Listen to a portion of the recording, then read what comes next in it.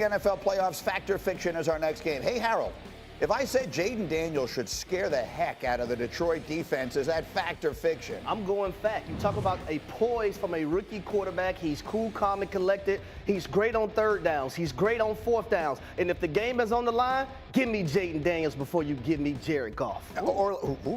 Orlovsky, you agree with that? If this game comes down to one quarterback having to make a big play late, a big drive late, you buy that it's going to be the rookie? I buy that it'll be either of them. If the game is close, I think whoever gets the ball last wins the football game. I'm not going to discount anything that either of these quarterbacks have done, but I will say this.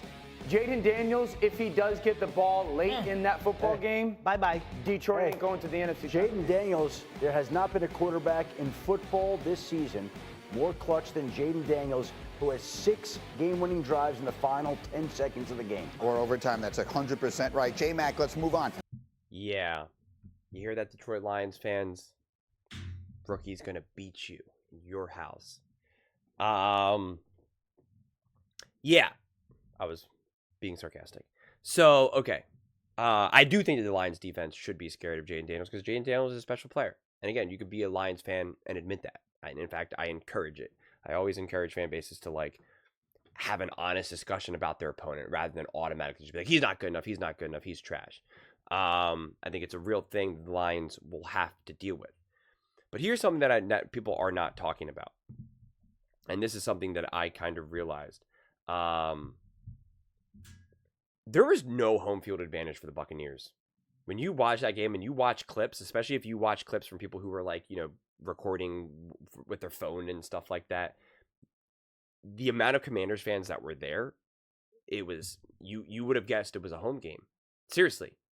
I mean, there was one touchdown throw by Jayden Daniels that, I forget who it was to, but it was just like the crowd was roaring. Absolutely roaring.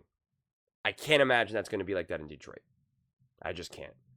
And so I think the Lions, I think the fans in Detroit will have the opportunity to really disrupt Jayden Daniels.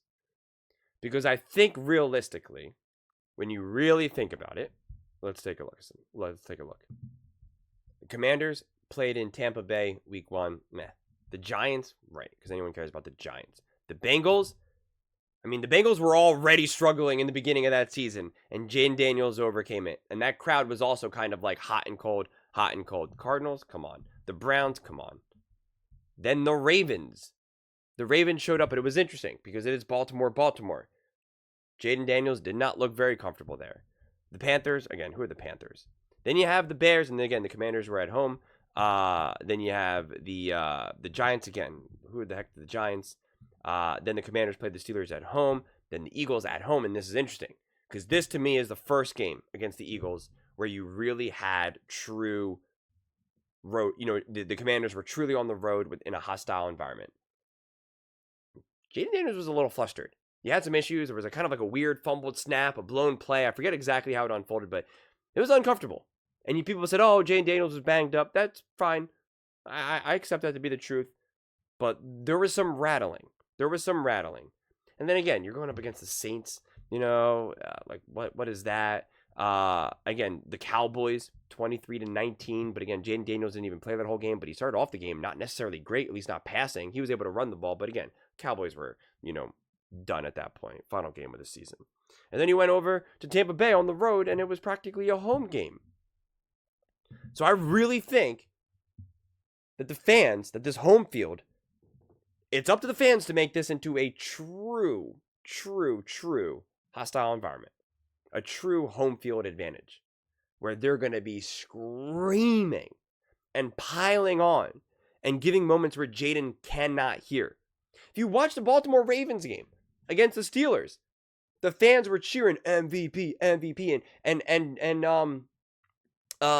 Lamar Jackson was getting mad, will you stop?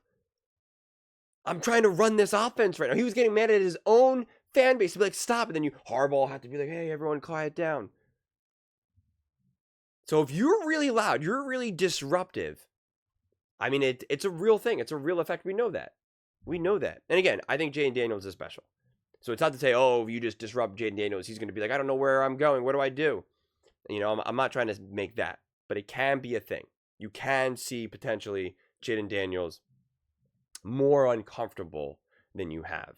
But the reality is, and as I made a video before, talk about Jayden Daniels and his mobility and how it can be used to exploit the Lions. It can be used to exploit any team, right? So it's not just necessarily the Lions.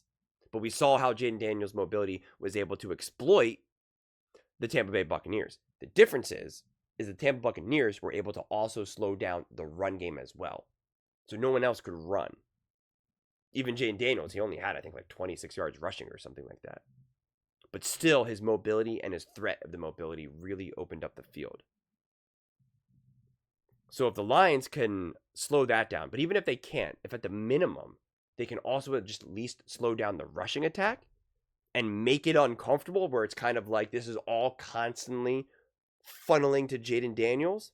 Combine that with obviously just the stakes of the playoffs, the dominant offense of the Lions to keep putting that pressure on the Commanders, as well as now the crowd noise just making things even just 5% more uncomfortable for Jayden Daniels. That's where things can either start to unravel or just give the Lions a clear-cut advantage where it doesn't come down to the final play or who holds, who has the ball last. Because that's what they're all in agreement there. That hey, this will come down to whoever has the ball last. That's not a place where you want to be if you're a Detroit Lions fan. Going up against the, what are they, the 6th seed. Like, you don't want that. You want to be able to convincingly win this game comfortably. Because if you're going to struggle with the Commanders and it's going to come down to the final, how are you going to fare against the Buffalo Bills, the Kansas City Chiefs, the Baltimore Ravens, heck, even the Philadelphia Eagles, maybe if they win. So this will be a telling game, actually. Honestly. I know you don't want to use playoff games as a frame of reference because even if you win, it's it doesn't matter as long as you win, which I obviously wholeheartedly agree with. But if they struggle against Jayden, but they still come out with a victory, I fully confess that'll make me uncomfortable going up against the Bills, the Ravens, or the Chiefs, or even the Eagles. I will legitimately be like, I don't know, man. If it keeps coming down to the final possession, what are the odds that the Lions have the final possession? But the other thing that I want to add real fast, and I kind of got distracted before, is that let's not act like Jared Goff's not a big game player. Huh? Jared Goff steps up. Jared Goff was setting the Lions to win the NFC Championship game. They lost not because of him. He put them in a position to be the hero, to lead that team. He wasn't. So we don't have to pull down Jared Goff to elevate Jayden Daniels. That doesn't need to happen. You can say Jayden Daniels is really special and that the Lions defense should be scared of him and etc. You can say all that, but you don't got to pull down Jared Goff in service of that, because the Commanders should be afraid of Jared Goff as well. And when I say fear, I'm using fear very loosely. None of these players are afraid of anyone. And when I really say fear, I really mean the fan bases should be afraid. But because Jared Goff and that offense will also be able to do its damage. We'll be able to cut through the Commanders. That's why it feels like this will be an offensive shootout. That's why it feels like whoever has the ball last will be in the best position to win. But is there something that the Lions can do to put that not only in their favor, but also just kind of squash this shootout notion? Just be like, no. We're going to score and they're not. All right? Relax. So, yeah. This game continues to just be, I can't decide because at first I was like, oh yeah, the Bucks, the Ravens versus the Lions, that's the game. Not the Ravens versus the Lions. The Ravens versus the Bills, that's box office, that's money. Feels like this game is. But I don't know. But those are just my thoughts. I'd absolutely love to hear yours. What do you guys all think about the Detroit Lions? Should they be afraid of Jayden Daniels and any concerns facing that offense as a whole? Let me know in the comments below. I read every single comment. It's whether you agree with me or disagree with me. Either way, let's get in some discussions. Let's get in some fights. But ultimately, let's just have some fun. And please do consider subscribing. We are building an amazing community here. I absolutely love to see you part of it. I want to build something that we all genuinely feel connected to. Something that we're really excited to be part of. I think we're on our way to doing it. Please don't forget to give this video a thumbs up, as it really does help with the visibility and the algorithm. Thank you so much. See you next time.